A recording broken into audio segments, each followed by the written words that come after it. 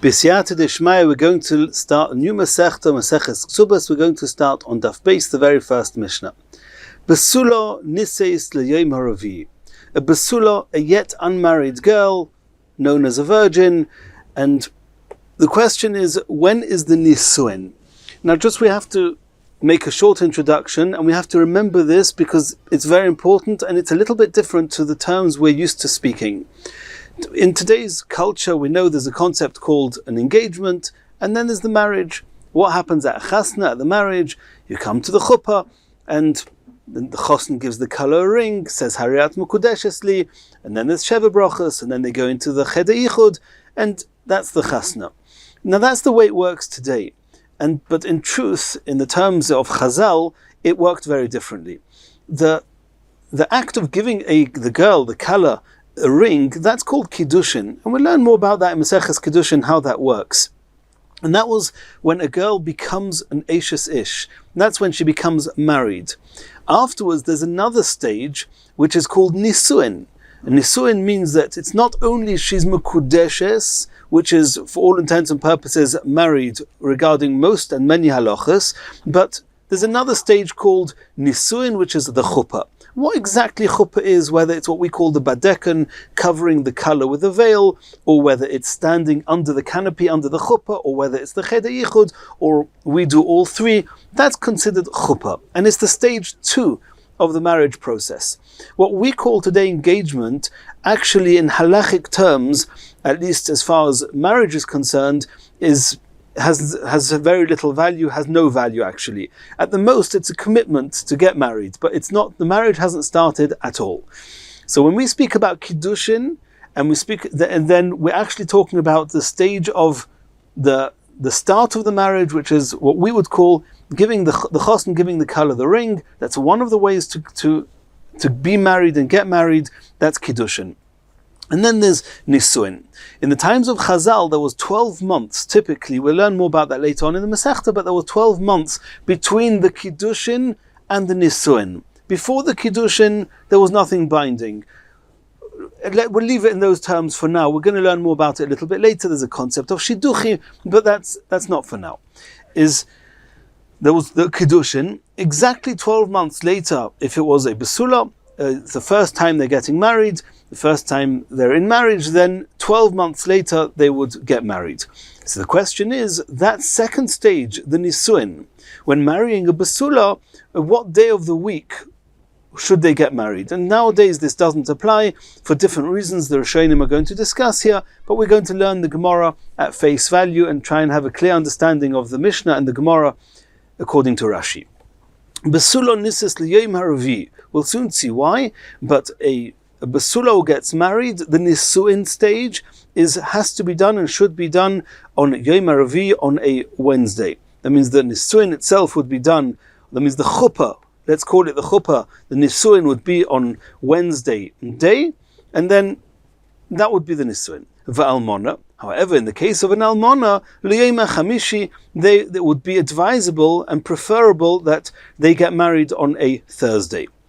Why? Why should a basula get married on a Wednesday especially? Shepamayim b'Shabbos bote dinin yoshvin ba'yoris, because in the cities the Beis Din would sit twice a week, b'yom hasheni or b'yom hachamishi, on Mondays and Thursdays, and she'im hoyo lo tainus basulim, because typically when after the chuppah, after doing nisuin at night, there's a mitzvah of the Biur Rishona, is a mitzvah of having relations. Now typically when marrying a basula, whilst having relations, there would be two signs. There would be a certain tightness, there would be a little bit of some staining, some blood staining, and that would mean that she's never actually had relations with anyone before, and that's called that there is a basulim there. What happens if he gets married and there's no basulim, which either he doesn't see any blood or there's no tightness there, whatever the case may be, we're going to learn more about that later, then he would have a case and say, just a minute, you've been married for a whole year. You actually became an Eishes Ish, you became my wife a year ago. It's true the nisuin is only now, but you got the ring, so to speak, or the Kiddushin, however it was done, a year ago. And if you had relations with anybody after that, that's called znus, as an eshes ish. You chayev misa. Not only chayev misa, if there was no edim, no hasra, maybe it won't be chayev misa. But it's clear that it's going to be osir to be married. There's a halacha, osir leboil, osir lebal. That she's not allowed to stay married to her husband, and she has to take a divorce from him if she did znus. So if he comes and on the night of the nisuin and realizes that she's not a basula anymore, and she's had relations with somebody, or maybe had relations with somebody, and maybe she's done znus, in which case he's not allowed to keep her as a wife, Beis Din would have to deal with that. And in order that he shouldn't have time to calm down and say, we just won't take it seriously. But the night of the Nisuin, when he's going to realize that she's not a basula and going to get annoyed, he's going to get angry and agitated that she had done znus, then immediately the next morning, Hoyamashkim le Beis Din, he would come and go straight away to the Beis Din and let Beis Din verify what the next step should be. So in order that he shouldn't have time between the sitting of the Beis Din and the time where the night before he realized that she wasn't a basula, the Chachomim made a takana, they decreed, they instated that when marrying a basula, they should get married the night, that means the chuppah should be, the nisuin should be the day before the Beis Din sit, in order that the relations that they have will be the night before, in order that immediately the next morning, should the necessity arise, he'll be able to come straight away to Beis Din. Obviously an almana who's been married before, all this wouldn't apply, because there will not be any basulim there. The basulim are only there until the first time she has relations. And therefore, in the case of almana, the concept of doing the chuppah the day before Beis Din sit doesn't apply, and for different reasons the Mishnah encourages and suggests that an almana should get married on a Thursday, and the Gemara is going to discuss that. Says the Gemara, Omar Rav Yosef, Omar Rav Yehuda Omar Shmuel. Rav Yosef said in the name of Shmuel, Mipnei ma omru basula nisis l'yom haravi. There's a big question we're asking here, because the Mishnah says we marry a basula on a Wednesday, in order that Wednesday night he'll realize if there's basulim or not, and then if there isn't, on Thursday he'll go to the Beis Din. But then, and the Mishnah says, because Beis Din sit on a Monday and a Thursday. So why is the Mishnah say you have to get married on a Wednesday? Why can you not get married on a Sunday? For the same reason. Get married on Sunday, the chuppah will be on Sunday. Sunday night he'll realize if she has basulim, and if not, then he'll come to Beis Din on Monday. So why did the Mishnah choose to open up the Mishnah by saying Basulim nisis l'yom haravi and not b'yom harishon, not on Sunday? Says the Gemara, Lefi, this is Rav Yosef saying this in the name of Shmuel, Lefi sheshoninu, because we learnt in a Mishnah. It's a Mishnah later on Daf Nun Zayin. The Mishnah there discusses that for when discussing a basula, there's 12 months between the Kiddushin and the Nisuin. What happens if the last day, now the 12 months is over, exactly 12 months ago they did the Kiddushin. Today they have to do the Nisuin. And for whatever reason, we'll soon discuss the reasons, but for some reason the husband says, I don't want to marry her today, I'll marry her next week, next month. He delays the Nisuin. So says the Mishnah, Higia Zman v'lo nisu, that if the 12 months are over, from when they committed themselves to do the Nisuin, to get married, and they didn't get married, then at that point, he's already committed and is required to feed her, to pay for her stay, for her food. In the case that she is a bas Yisrael, they don't eat, her father doesn't eat truma because only a kohen eats truma. But if her chosn, her husband, is a kohen, then she can eat truma.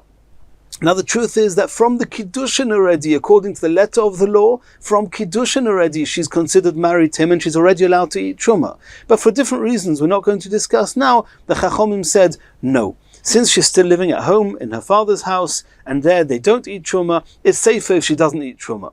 But the day that this 12 months is over and they're supposed to be married now, supposed to not terminate the marriage, but terminate the process of getting married and finish the process of getting married and become fully married. From that day on, the husband has to feed her and she's allowed to eat truma. Shmuel says that Yochel, that's the Mishnah. So Shmuel adds on, so what will be now if on the 12 months are over on a Sunday? So Yochel igi azman be'echad b'Shabbos. 12 months are over on a Sunday. Are we going to say the same thing? Sunday's arrived, and you have to start feeding her, and you have to pay for her food, and she can eat truma, or you're going to say no, because there's a takonas chachomim. The Mishnah said that you can't get married, or you shouldn't get married till Wednesday. So it's not his fault. Why should he have to pay for it? So I would have thought that if the 12 months are over, he has to give her food. Since the year is over, as the Mishnah said on Daf Nun Zayin, that at the end of the year he has to pay. That's why the Mishnah is coming to impress on us. No. To teach us that till Wednesday he cannot get married to her, because the Chachomim said they should get married only on Wednesday, not on Sunday, and therefore if the 12 months are over on Sunday, it's not his fault, and therefore he does not have to pay for her food until Wednesday. Wednesday comes, he'll do the Nisuin. If he doesn't do the Nisuin, indeed he's going to have to pay he's going to have to be Oichlois Mishaloi and Oichlois Betruma. Omar Rav Yosef. Rav Yosef now commented. First, Rav Yosef said in the name of Rav Yehuda, in the name of Shmuel, that the reason that the Mishnah says that you get married on Thursday and not on Sunday is to impress on us that if the 12 months are over on Sunday, then he doesn't need to pay her for her food till Wednesday, because till Wednesday he can't get married, which is a bit of a big challenge because we haven't answered the question. We asked the question, why Thursday, why Wednesday and not Sunday? And we didn't give an answer. All we said that the ramifications of that is to do with the next Mishnah. But how can the next Mishnah be a reasoning for why the Mishnah says B'sula Nisas Le'maravi? The Mishnah later just says when the 12 months are over, it's Eichlis Mishaloi. Shmuel added on that if the end of the 12 months is Sunday, then you don't need to be Eichlis Mishaloi. He doesn't need to feed her because he cannot get married till Wednesday. But we haven't answered the question. And that's what Rav Yosef is going to ask now. Morei de Avram, in the name of Hashem, the master of Avram Avinu. Toli Tanya, B'deloi Tanya. You're trying to depend an explicit brisa or an explicit source on a non-explicit source? Asks the Gemara to Rav Yosef, I don't understand. Hai Tanya, v'hai loi Tanya. Which is explicit, which is not explicit? Ha Tanya v'ha Tanya. Our Mishnah is explicit, and the Mishnah on Daf Nun Zayin is explicit. What do you mean? Toli Tanya b'deloi Tanya. Says the race of, now I'll tell you what I meant. Elo Toli Tanya de mefarish taima b'de Tanya de loi mefarish taima. Says our Mishnah explains the reason. The reason that you get married on a Wednesday is because Beis Din sit on Mondays and Thursdays, as we explained before. And we had a question, so why then do you have to get married on a Wednesday and not on a Sunday? And you're saying it's because of a Mishnah that tells us that when the 12 months are over, it's Oichlos Mishaloi, and it doesn't say there anything about Sunday, Wednesday. There's nothing explicit there about all this. So how have you answered the question? Eloi itmar, hochi itmar. Rav Yosef says no. If anything, this is what Omer Rav Yehuda Mashmuel. Rav Yehuda Mashmuel said as follows. Indeed, there's a question. Mipnei ma omru b'sula nisis le'imeravi. Why does the Mishnah say that a Basula gets married on Wednesdays? She'im hoyo lo tainis basulim, hoyo mashkim lebeis din. Like it says at the end of the Mishnah, that if he has a tainis basulim, if he has a claim that there were no basulim, and he's got reason to believe that she did znus, she had relations with somebody after he did kiddushin, whilst she was an eishes ish, before the nisuin, he'll come to beis din. And then the Gemara, and then Rav Yosef, in the name of Rav Yehuda Mashmuel, asks, "V'tinose be'echad b'Shabbos." For the same token, she can get married on Sunday, because the Beis Din not only sit on Thursday, they also sit on Monday. Shem hoya lo tainis b'sulim. So if he's got a claim about the b'sulim, hoya mashkim leBeis Din, he can come on Monday to the Beis Din. So why does the Mishnah say that b'sulim nisas li'emaravi? And for that, Rav Yehuda says in the name of Shmuel is a new halacha called shoktu. And it seems that Shmuel is the one who's, so to speak, introducing this concept. But we're going to see later on in the Gemara on Daf Gimel Amud Beis, it's actually a brisa. But for now, Shmuel said that the reason the Mishnah says Basula Nisas Leim Aravi and not on Yom Rishon, not on Sunday, is because Shoktu Chachomim al Takonas B'nei Yisrael. The Chachomim instated that a person, a chosen, should diligently invest in the festivities of the marriage of the chasna. Shehi toirach b'suda, he should go out of his way and prepare the meal shloisha yomim, for at least 3 days. Echad b'Shabbos, v'sheni b'Shabbos, v'shlishi b'Shabbos. Back in the day, they didn't have fridges and freezers and preservatives and everything we have today. There, you couldn't prepare a week in advance for a meal because you would shech the chicken, you'd shech the cow, and it would go off. So after Shabbos they would prepare the foods Sunday, Monday, Tuesday, and then it will be Ravi, and on Wednesday, Koinza, he can have the chuppah and make the chasna.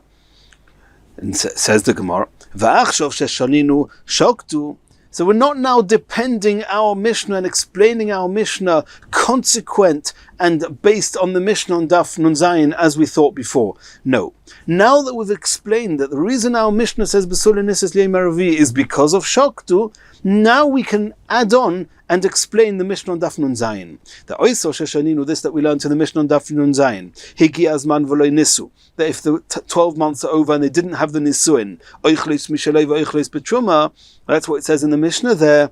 So now the Gemara says, now that we've understood in our Mishnah that there's a Gezerah, a Takona, that B'sula Nisis Yom Ravi, if he giazman be'echad b'Shabbos, if the 12 months are over on a Sunday, mitoich she'inei yochid lichnois, because according to the Takonas Chachomim, he cannot do Nisuin because Nisuin is done only on Wednesday. He's not required to give her mazonos and her food until he's actually required to marry her. And even though 12 months is the deadline, but it's 12 months plus waiting for a Wednesday.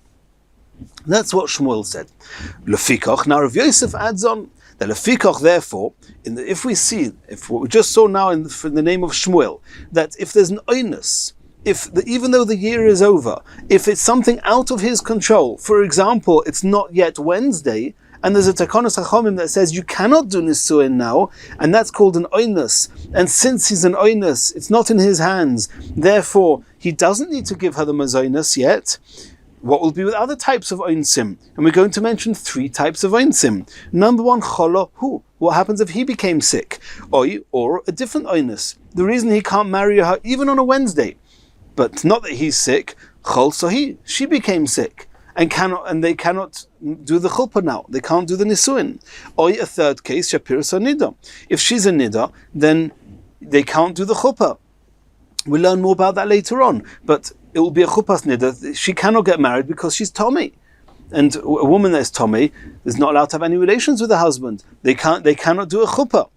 And therefore, in these 3 cases, where it's 3 different types of oinus on Wednesdays, says Rav Yosef, since it's an oinus, it's not his fault, he does not need to give her mazonos until he's actually able to do the nisuin, and if he chooses not to do the nisuin, it's his fault. Why are you not doing the nisuin? You committed yourself to do the nisuin. If you don't do the nisuin, you have to start paying for her mazonos. So that is what Rav Yosef said. There's another version that doesn't make it so straightforward. It's not as if Rav Yosef made a statement that in the same way as if there's a Takonos Chachomim that he can't get married till Wednesday, then he doesn't need to give her mazonos. So too any other oinus. No. It's actually a question. They asked a question. We understand from, Rav Yosef says, we understand from Shmuel that if it's a Takonos Chachomim that doesn't allow him to get married from the Sunday when the 12 months is over until the Wednesday, that he doesn't need to give her the mazonos in the meantime. Okay, that's because it was a Takonos Chachomim. It was not in his hands, it had nothing to do with him. The Chachomim insisted he doesn't get married yet. What happens if Cholahu?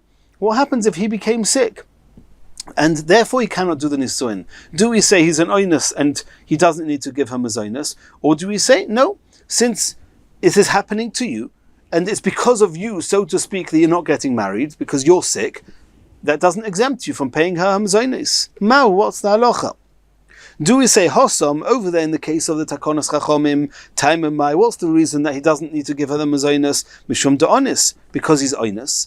Because of the Takonos Chachomim, Hachanami ha'onus. Here also he's sick, he's onus, he should be exempt. That would be one way of looking at it. Oidilma, or possibly no. Hasam onus. Why over there in the case that Shmuel was discussing, he was onus, but takanta det kinule rabbonon. There was a Takonos Chachomim. The Chachomim say you're not allowed to get married till Wednesday. Okay, he can't get married. He doesn't need to give her mazonos yet. Hachaloi, but over here, he's sick, but there was no Takonos Chachomim that didn't let him get married, and therefore possibly he is required to give her mazonos. V'imtim tzolema, if you're going to suggest that Cholahu, that since he's the one that became sick, Maililom mazonos, we say at the end of the day it's because of you that you're not getting married, you're sick, so you have to give her mazonos. What happens then if Chol Sahi? That means even if he's sick, if she is sick, what's the halacha? Mahu. Motzi omar. He can say to her, I'm ready to get married. I'm standing here, I'm ready. And if you can't get married, that's your fault. Why should I pay mazonos? Or Dilmo, maybe no. Motzi omra, maybe she can say to him, it looks like it's all about me. I'm sick. It's about me. But no, because I'm your wife. And if I'm your wife, so to speak, I'm like compared to your possession. It's like your field that got flooded. Something happened. Hashem flooded your field. Something went wrong with one of your possessions. Well, that's your bad mazel, more in as much or more than it's mine.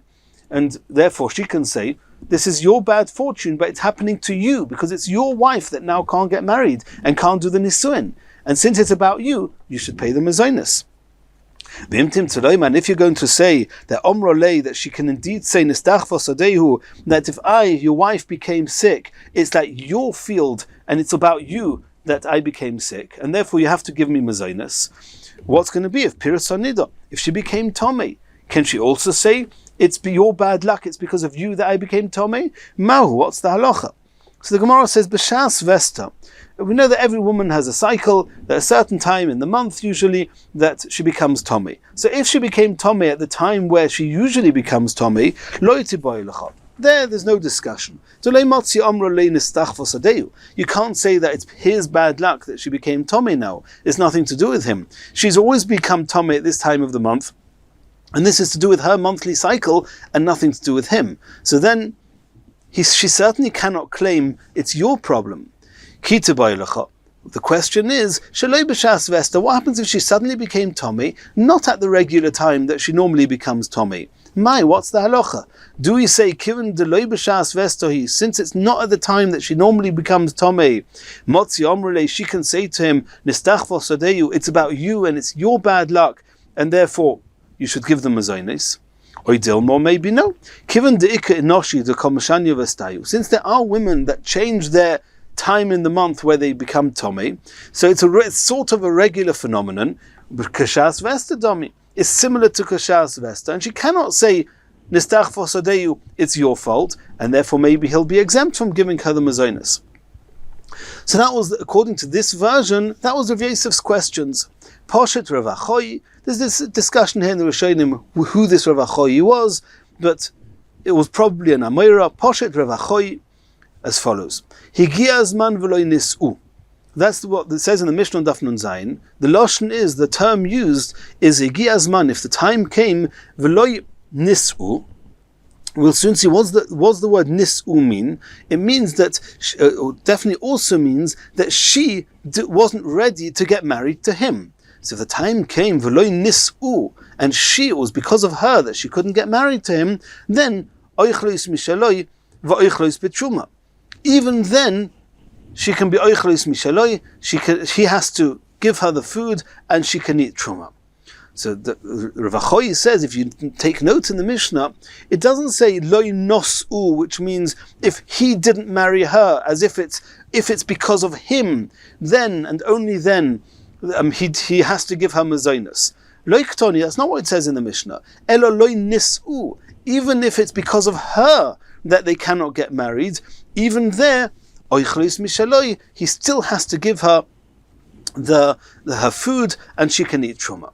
But the question is, let's try and understand this. It says loy nis'u, that it's because of her that she didn't get married to him, and he has to give her oichlis mishaloi. Hey chadami, what are we talking about? Idakom akvon inhi. If it was just, she just says, I don't want to get married without a good reason, without an oinus. There would be no logic in that to say that he has to give her mazonos. He can say, I'm here. So if there's a problem with her and she's onus, we can discuss that. But if it's not an oinus, why should he have to pay? Elolav de isnis. It must be that it's because she's an oinus. She's unable to get married. Kihai Gavna, in such a case where it's an oinus, and the oinus is because of her. How do we know it's because of her? Because it says loy nis'o. It doesn't say loy nos'u. So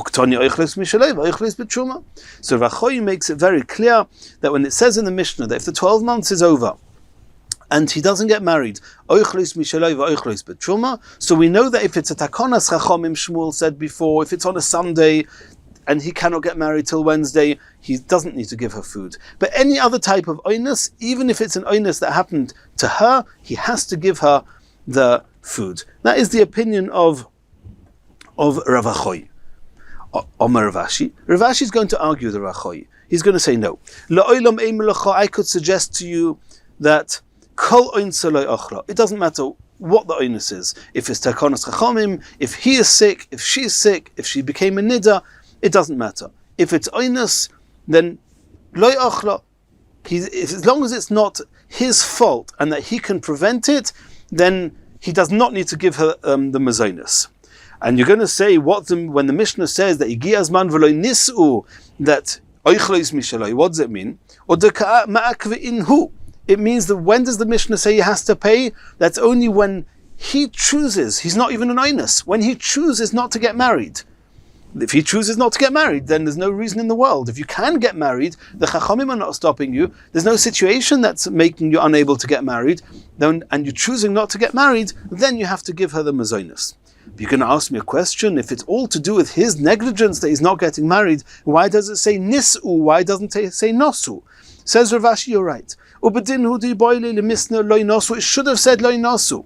But since the first part of the Mishnah is addressing her, because the first part of the Mishnah on Daf Nun Zayin, it says there that noisnim lebesula, we give a besula 12 months to prepare for the nisuin. Ula almona, and to a widow we give her 30 days. We're talking about how much time we give them to prepare themselves. So we're talking about them, the women.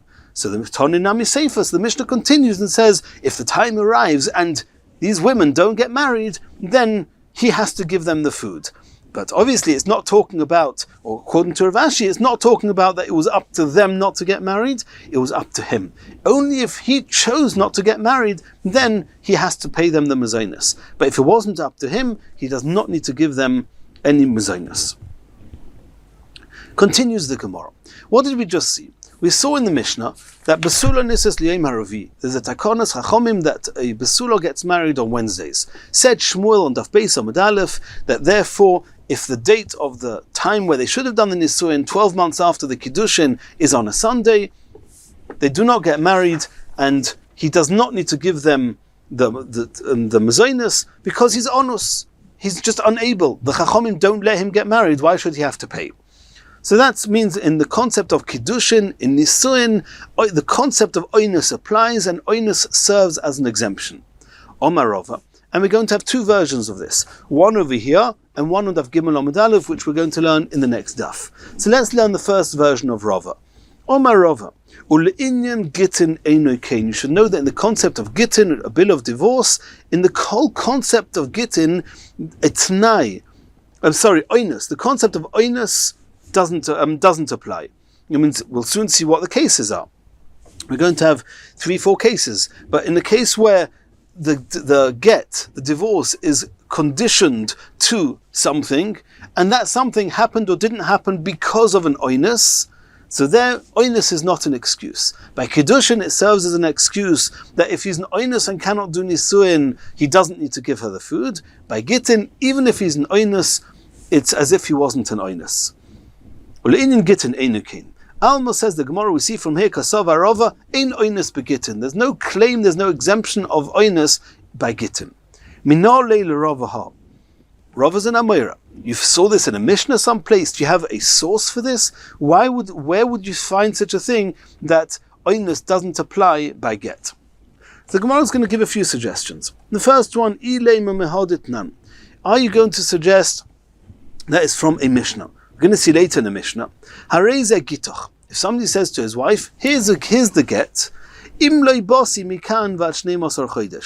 I don't come back within 12 months, then the divorce is a valid divorce. So he made a condition.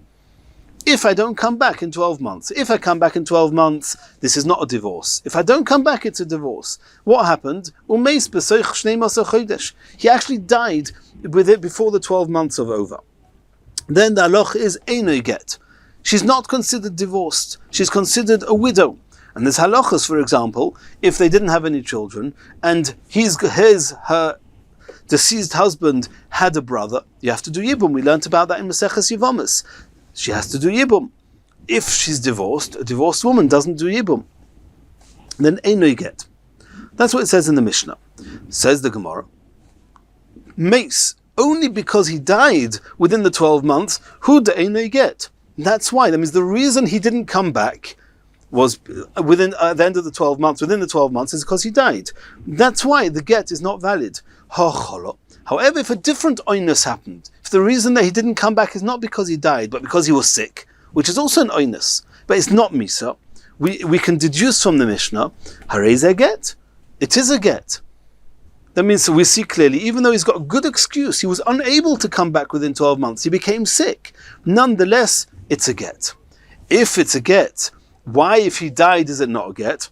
That will be something else. The reason that it's not a get is because when is the get going to be valid? When the 12 months is over. Once the 12 months is over, he's dead. Dead people can't give a divorce.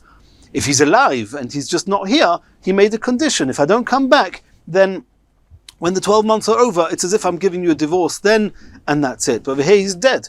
You can't give a divorce. So what do we see from here? It's only because he's dead at the end of 12 months that a divorce cannot work then. But if there's any other excuse, a good excuse in oinus, the get will be a valid get. So you see that there's no claim of oinus by gittin. That's the first suggestion. Maybe this was the source for Rava.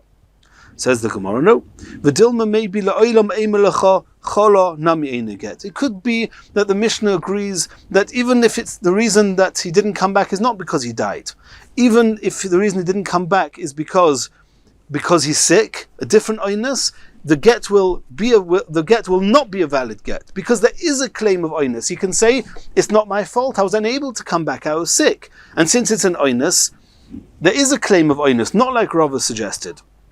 So then if so, how do we explain the Mishnah? Why didn't the Mishnah tell us that if he became sick within the 12 months, and that's why he didn't come back, then the get is not a valid get because he's onus. And then it'll be self-understood that if he died, there's no bigger onus than that. Of course, the get is not going to be a valid get. Why does the Mishnah speak about death if it could have spoken about sickness? The answer is, V'hi gufa komash malon, de'en get la'achamisa.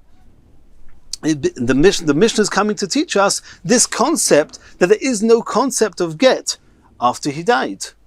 From the very fact that the Mishnah could have said chola and didn't say chola and said misa is in order to tell us that there is no concept of get after a person dies. So in the case of a condition of a t'nai, we said oinus is enough to say, since it was an oinus that you didn't come back, the get is not valid. But what happens if it's not an oinus? What happens if a person says, here, I'm not making any conditions? No, there's not oinus. I'm not making any conditions. Here's the get. 10 minutes after I die, it should become valid. Is it a valid get? Is she called divorced, or is she just called a widow? The difference will be in the halachas. Is she a grusha? Can she marry a kohen? What's with yibum? So how do we know that there's no concept of a divorce after the husband dies? That's what the Mishnah is coming to impress on us. The Mishnah is using a type of an oinus called misa, and not an oinus called chola, not because chola is oinus and oinus doesn't work, and oinus is not valid, is not considered a valid claim by gittin. Of course it's a valid claim, but in order to impress on us that there is no concept of get after misa. And therefore you have no proof from the Mishnah that an oinus like chola will not be a valid claim, not like Rava. Says the Gemara, no. If the Mishnah mentions misa, it's in order to impress on us that only because of misa, that's why the get is not a valid get. But if it would be chola, it would be a valid get. Why? Because there's no claim of onus by gittin, like Rava said. You're going to ask me a question, maybe the Mishnah is just coming to impress on us that there's no concept of get after Misa. Ein get la'acha Misa. I don't need to learn that from this part of the Mishnah. Hotona le'reisha. It already says early on in the Mishnah, Hareze gitoch im mesi, that if somebody says to his wife, here's the get after I die, Hareze gitoch mechoili zeh, here's your get, which will be valid once I'm finished being sick, which means after he dies, or Hareze gitoch la'achar Misa, then it's considered as a get after he dies. Lo yomar klum. it's as if he didn't say anything. Because in these cases, when does he want the get to be valid? After he dies. And the Mishnah makes it clear, Lo Omar Klum, that there's no concept of get after Misa. So since we already know there's no concept of death after Misa from the beginning of the Mishnah, why does the Mishnah continue and give an example that if he dies within 12 months and therefore he couldn't come back, then the get is not valid?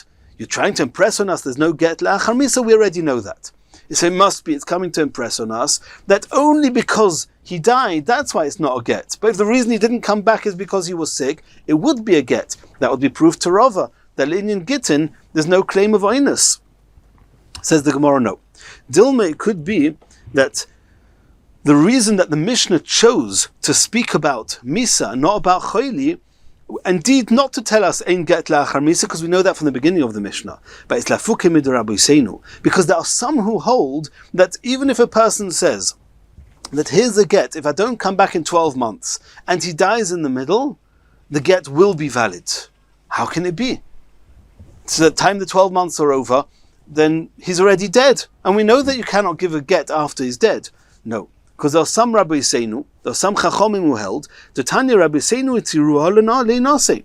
The Chachomim said, in such a case, the get is a valid get, and if even though he had no children, she can get married to anyone. There's no yibum, there's no chalitza, she's allowed to get married, she's called divorced, the get was valid. We have to understand why. We'll soon see. V'amrinon, and we said, Man Rabbi Seinu, who are these Rabbi Seinu who hold that in this case the get will be valid, even though he died before the 12 months are over? Omer Rav Yehuda Mashmuel, Beidina Desharu Mishcha. This is the Beis Din that they permitted the oil of the goyim. And these are sugyas in other Masechet Avodah Zarah, we're not going to go into now, but it was that Beis Din. Savri Lok Rav Yosi, and they held like Rav Yosi. Because Rabbi Yosi held the Omar Zmanu Shel Shtar Mechiacholov. What does it say in the Shtar? What does it say in the get? Today the date is Aleph Nisan. If I don't come back within 12 months, then this is your get. When is the get valid?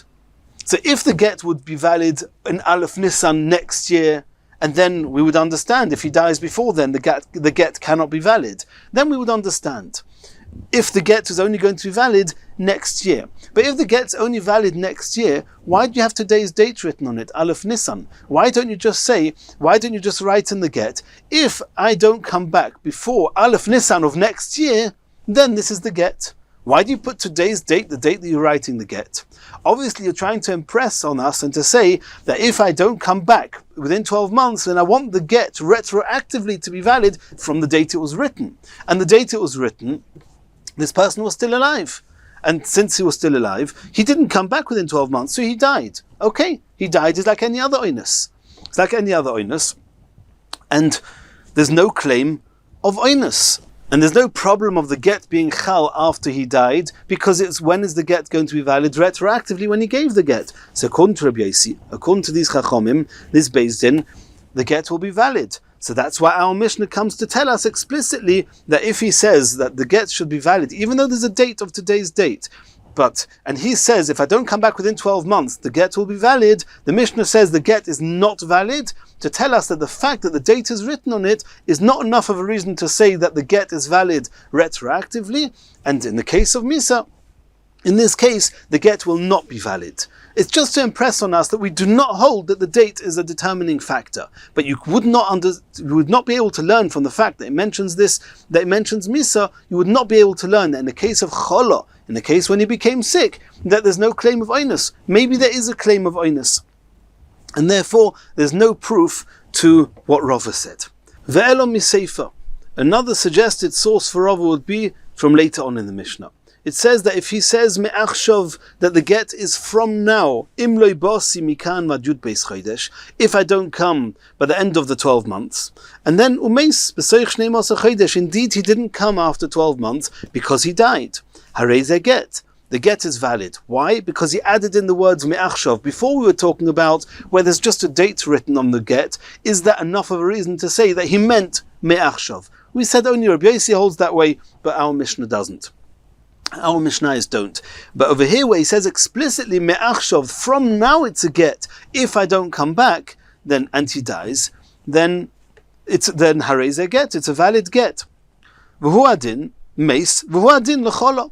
This is if he dies, and the same would be true if the reason he doesn't come back is for another case which is not in his hands, not only death, but even if he's sick.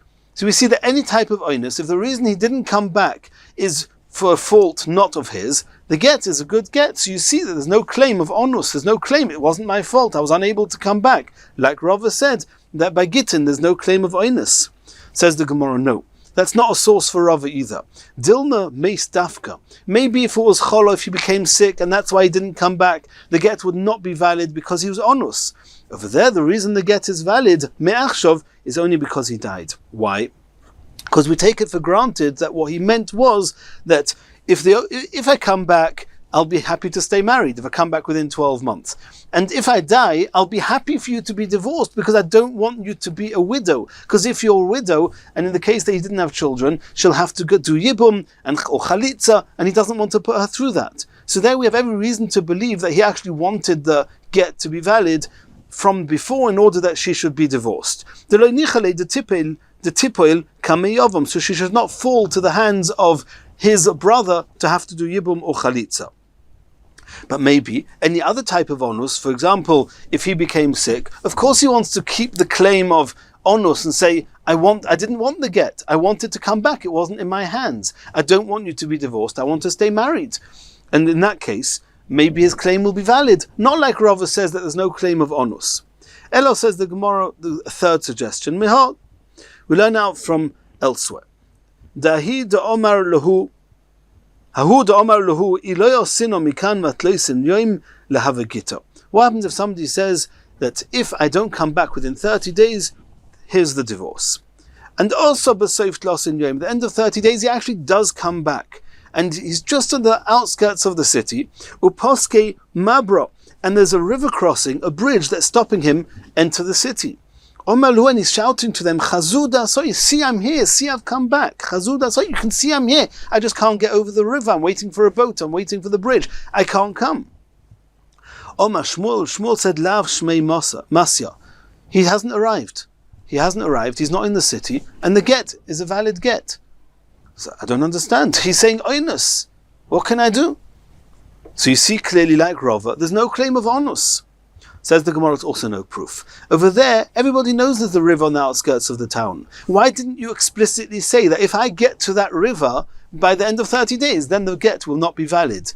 You knew that it could happen. You wouldn't be able to cross the bridge. You wouldn't be able to cross the river. So why didn't you say explicitly? Dilma oinsa de shchiach, such a type of oinus, which is very common, Shani is different. You should have said explicitly that if the reason I don't come back is because of the river, that it's considered as if I'm back. And he didn't make such a condition, then he's responsible for the fact that the divorce is going to be valid. But any other type of unexpected type of oinus, there indeed his claim will be a claim, not like Rava. So we've tried 3 sources and cannot find a source for Rava that says that the claim that we know in the whole Torah that onus exempts a person shouldn't apply by gittin.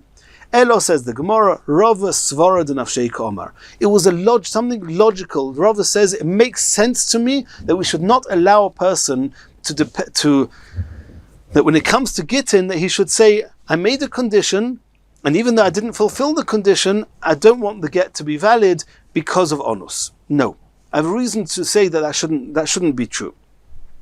Svara d'nafshei k'omar. Why? Mishum tznuos or mishum prutzos. Because of those who are modest, the very modest and tznua women, and the prutzos, the more immodest ones, the more brazen ones, because of them. Mishum tznuos. Why? The tznuos, those who are particularly modest and careful in these halachas of kedusha. Why? Because of them should we not allow oinus to be valid? The omrus lo have a get, because if we say that if he says, here's your get, if I don't come back by a certain date, and he didn't come back, and what we're going to say, he was an onus. If you say onus applies, that means the get is not valid, it's not his fault. And if the get doesn't apply, she's an Eishes Ish, she cannot get married. Zimnin, there'll be some cases deloy onis, that really it was not an onus. And since it wasn't an onus, the get was valid. And these very modest women are going to say, V'savra da'onis, they're going to say, maybe it was an oinus, the reason he didn't come back. And if he was an oinus, then the get is not valid. And then I'm Eishes Ish, and if I'm Eishes Ish, I can't get married to anyone else. So then I'm not divorced.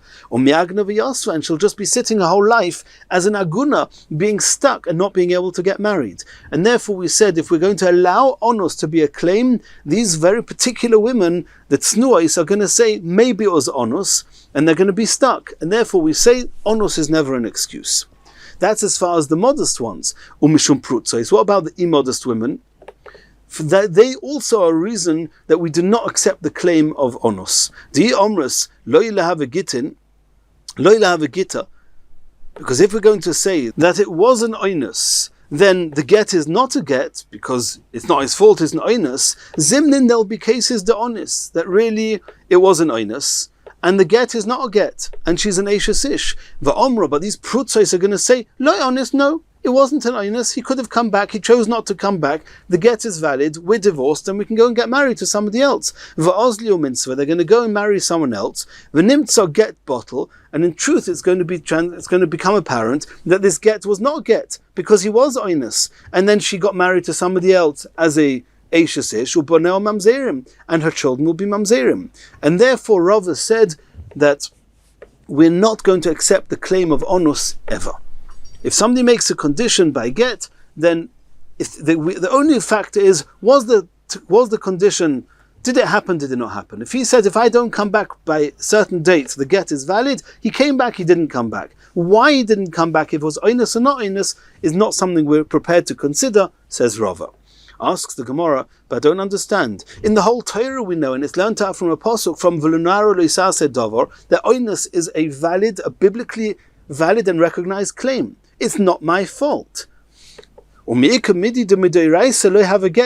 that a concept that minat Torah we recognize onus, and therefore minat Torah, if the reason he didn't come back was onus, it's a good excuse, and the get is not valid. Lo have a get. And just because you're concerned about the tznois and the prutzois, Rava says we don't care about onus, and we're going to say the get is a good get.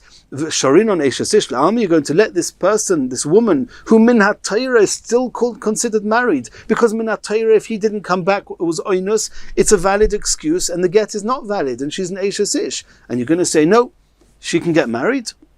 Says the Gemara, yes, indeed. You can ask me, how?